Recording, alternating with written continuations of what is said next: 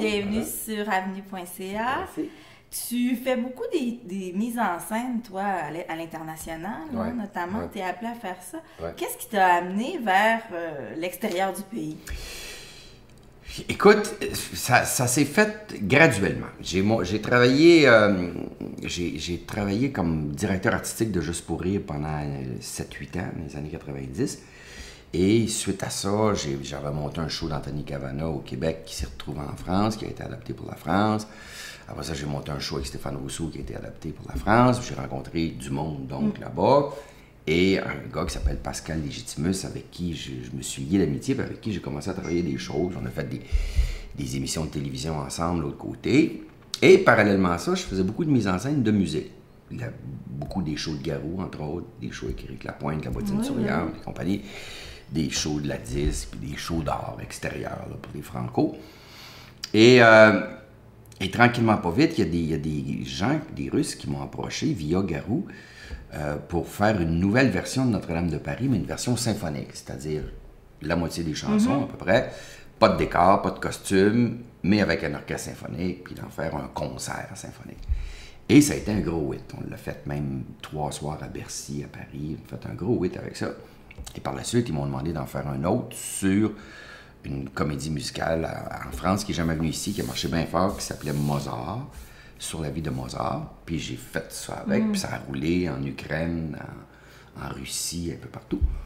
Et ça a marché avec. Depuis ce temps-là, on me demande régulièrement pour concevoir ce genre de spectacle-là. Là, je suis en train d'en faire un sur Paris, sur la chanson française, et qui est destinée pour le marché ukrainien, Russie, Biélorussie, là, tout ce qui est russe, puis éventuellement les Stans et compagnie. Là, Quand tu observes la scène culturelle québécoise, puis que tu la compares avec les autres scènes sur lesquelles tu es appelé à travailler, ce serait quoi la spécificité québécoise? Qu'est-ce qui fait qu'on peut se démarquer? Techniquement, l'efficacité, indubitable. Ça se compare pas. Il y a un know-how, on demeure des Américains francophones, on demeure des Américains, donc tout le know-how américain d'être capable de travailler en amont sur des choses, de ne pas improviser à la dernière minute, de dire, bon, regarde, on va faire ça comme ça, on va faire ça comme ça, les échéanciers, tout ça. Ça, on s'est beaucoup démarqué là-dessus par rapport aux Français, en tout cas. T'sais. Puis la culture au Québec, tu la vois comment en ce moment, sa situation? Tu la vois, tu travailles dans le milieu de la culture au Québec. Est-ce que tu penses que la culture en ce moment, elle est en danger au Québec? Pas du tout. Non. Pas du tout. Oh non, au contraire. On est fort. Au contraire, ça prendrait des politiques. Il y a plus d'argent qui est fait avec la culture qu'avec le sport au Québec. Il ne faut pas oublier ça. T'sais. Alors, ça prendrait des politiques culturelles encore plus fortes. Ouais. C'est une spécificité, on l'a vu avec le Cirque du Soleil, puis tout ça, tu peux construire des choses ici, puis avec tous les jeux vidéo, tout ça, tu peux construire des affaires puis les exporter. Notre meilleure exportation, c'est la culture. C'est incroyable. Partout dans le monde, tout le monde sait ce qui vient d'ici. Cet été, tu fais la mise en scène, tu as fait déjà la mise en scène, mais là, ça va se promener cet été, ça va se promener cet automne, de Ladies Night. Ouais. Des fois, tu joues même. Oui, des fois, je remplace Marcel. Tu remplaces Marcel Leboeuf, c'est ça? C'est-tu le nouveau Bruce, ça, Ladies Night? Parce que ça fonctionne encore depuis... Ça ressemble à ça un peu, là. Ils sont rendus à 700 quelques représentations, là. Ça fait...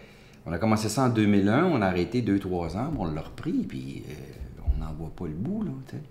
Qu'est-ce qui explique le succès de Ladies Night à ce point-là? Bien, c'est une situation en or. OK? C'est des chômeurs qui décident de faire du striptease pour gagner leur vie, mais ils n'ont pas le physique de l'emploi, tu sais. Alors, autant où Bruce était l'homme des tavernes, autant où Ladies Night, c'est l'homme et sa bisoune, tu sais. Fait qu'il y a quelque chose de terriblement risible là-dessus, de ce que l'homme pense, de ce que la femme veut, etc. Fait que c'est tout ça. Alors, c'est une situation...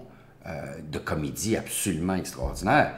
Et quand les gars réalisent, tu sais, ils font ça en bravade au début, mais quand ils réalisent vraiment ça dans quoi ils se sont embarqués, là, ils ont peur et ils veulent plus le faire, tu sais. Fait que ça donne toutes sortes de quiproquos, tu sais. C'est une comédie absolument hallucinante. Aimes-tu ça encore jouer, toi? J'adore ça. Oui, hein, même si tu fais de la mise en scène beaucoup, le jeu, c'est quelqu'un qui... En fait, tu vois, de la mise en scène de théâtre, j'en fais presque plus. Parce que, j'ai pas le temps. Et Et mon travail de metteur en scène, je le fais plus dans le variété, dans ces gros shows-là en Europe, tout ça, parce que ça me demande beaucoup de temps. Mais ce que j'aime par-dessus tout, c'est jouer au théâtre, c'est clair. Je joue pas ça à mon goût, tu sais. Cette année, j'ai joué Glengarry et Glen Ross de Mamet au Rideau Vert.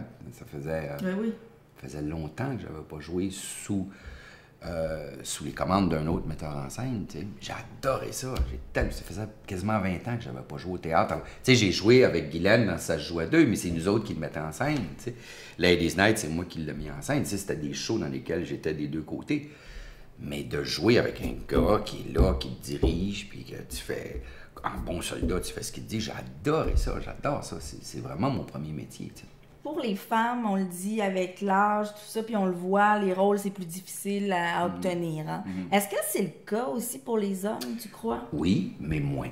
OK. C'est moins cruel. Mais tu l'as vu, toi, tu l'as vu? Ah, mon Dieu, oui. Ouais. Ah oui, ah oui.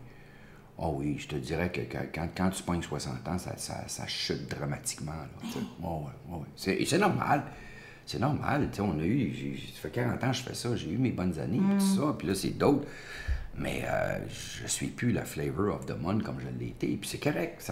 Il faut que tu prennes ça avec beaucoup d'humilité, je te dirais, t'sais, parce que sinon, ça peut devenir humiliant. Mais c'est sûr qu'ici, tout se remplace, puis quand tu vieillis, tu es tassé de plus en plus, tu sais. Je les fais plus, les émissions de variété, c'est plus moi qu'on appelle, là, c'est d'autres mondes, puis j'ai pas de problème avec ça. Je comprends ça. Tranquillement, j'en fais de moins en moins, puis je vais continuer à en faire de moins en moins. Et aussi par choix, tu sais, j'ai jamais vraiment décidé d'embarquer dans ce métier-là. Tu sais, c'est pas quelque chose que j'ai décidé à 6 ans, je vais devenir acteur. Tu sais. Ça s'est fait tranquillement, pas vite, par la force des choses, mais je vais définitivement décider comment et quand je vais en sortir. Tu sais. Je ne suis pas sûr que je vais faire ça toute ma vie. Mais je vais toujours me garder du temps pour le théâtre. Parce que c'est ce que j'aime le plus.